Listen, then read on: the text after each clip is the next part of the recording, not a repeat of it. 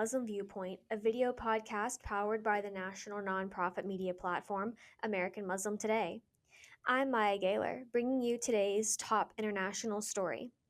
On Monday, United States President Donald Trump held a much anticipated phone call with Russian President Vladimir Putin. The primary subject, a possible ceasefire in the ongoing war between Russia and Ukraine. The call follows inconclusive talks between the Russian and Ukrainian delegations held last week in Istanbul.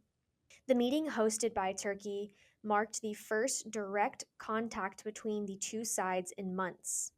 Despite the lack of progress on a ceasefire, a prisoner exchange deal involving 1,000 captives on each side was announced.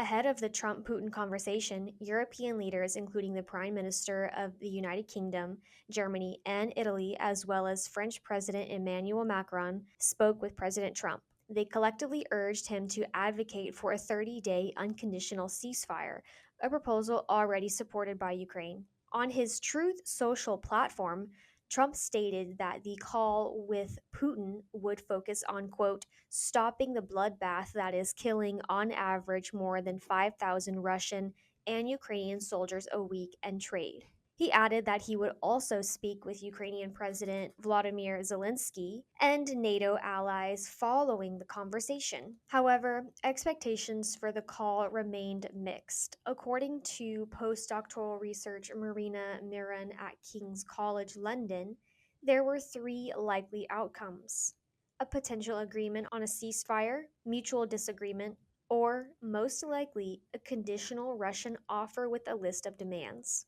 Following the call, President Trump described the conversation with Putin as excellent, but fell short of demanding an immediate ceasefire from Moscow. Instead, Trump suggested that future negotiations should be handled directly between Ukraine and Russia, possibly with a palpable mediation. Ukrainian officials, including President Zelensky, expressed frustration at what they described as a lack of decisive pressure on Russia.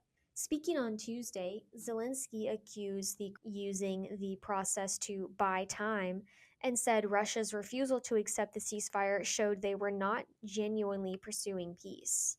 In parallel, Western allies responded with a new wave of sanctions. The United Kingdom announced penalties targeting Russian military suppliers, energy exporters, financial institutions, and entities involved in information warfare. The European Union followed with sanctions on Russia's so-called shadow fleet of oil tankers.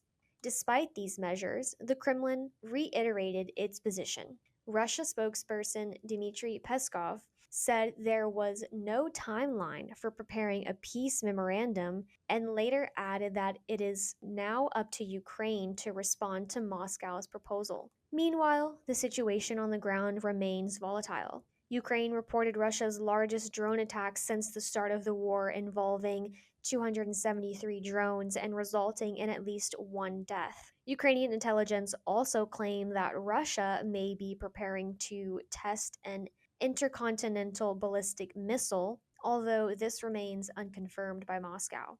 As of now, no breakthrough has emerged.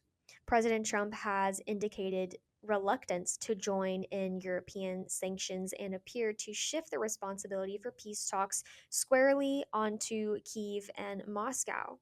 In response, President Zelensky reaffirmed Ukraine's openness to diplomatic resolution but emphasized the need for realistic proposals and stronger international pressure on Russia. Thank you for joining me on Muslim Viewpoint. If you value our public service journalism, please support American Muslim Today, a 501c3 nonprofit, by following us on social media at American Muslim Today or donating at AmericanMuslimToday.com.